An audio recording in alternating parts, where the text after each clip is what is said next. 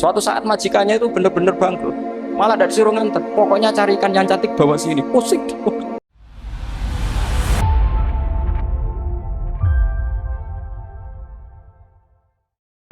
Begitu juga era Sayyidina Umar, era Sayyidina Utsman, Ali, itu juga ngalami orang-orang yang ekstrim. Misalnya begini, saya contohkan korban-korban ekstrim yang real. Sayyidina Ali itu masyhur, dia punya musuh besar namanya Muawiyah. Karena permusuhan ini tidak bisa dihindari. Jadi kalau dalam fikih Islam, ini anak-anak saya ajari fikih, kalau orang mukmin membunuh orang mukmin itu hukumnya dosa besar apa kecil? Besar. Itu di bab kisus. Tapi orang fikih itu unik. Di fikih itu ada kitab usial namanya. Di takrib ada kitab usial. Dan di situ ada penjelasan mangkutila dunamali fahuwa syahid. Orang yang dibunuh karena membela hartanya atau keluarganya, itu dia mati syahid. Kalau dia posisi membunuh, maka malingnya atau penjahatnya muhaddarun damu, nggak punya hak nuntut kisos karena dia anggap nggak ada artinya darah. Nah sekarang begini, suatu saat ada garong ke rumah Anda, ingin membunuh Anda karena ingin mengambil harta Anda. Anda ingin ingat status mukminnya atau status garongnya. Terus kamu mau dibunuh diam aja, saya tidak mau membunuh orang mukmin atau membunuh orang muslim. Nah, kesulitan yang dialami Sayyidina Ali seperti itu. Orang-orang Khawarij cara berpikir, Ali ku geblek, wong mukmin kok ben mateni wong mukmin. Muawiyah ya geblek pisan, wong mukmin kok ben mateni orang. Padahal suasana sudah kacau. Ketika seorang penjahat mau membunuh yang punya rumah dan yang punya rumah ingin membunuh penjahat, itu namanya mukmin bentrok sama orang mukmin. Apa orang benar sahibul hak ingin mempertahankan haknya? Tidak sampai saya tanya. Itu sahibul hak, yaitu yang punya rumah ingin mempertahankan hak.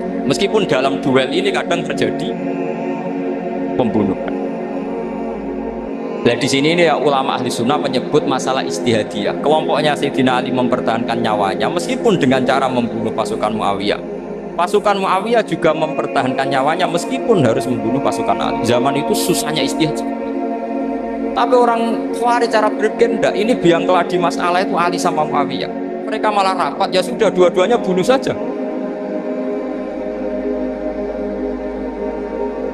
Ya masyhur tuh, akhirnya Sayyidina Ali dibunuh oleh orang Khawarij.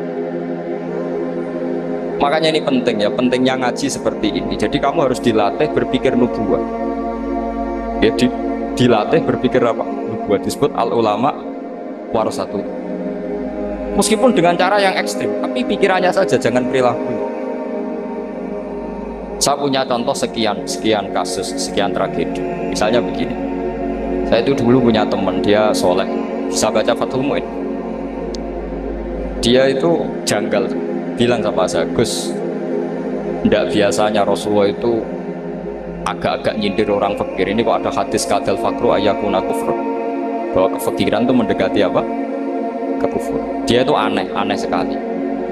Biasanya tidak biasanya Rasulullah kritik seperti ini.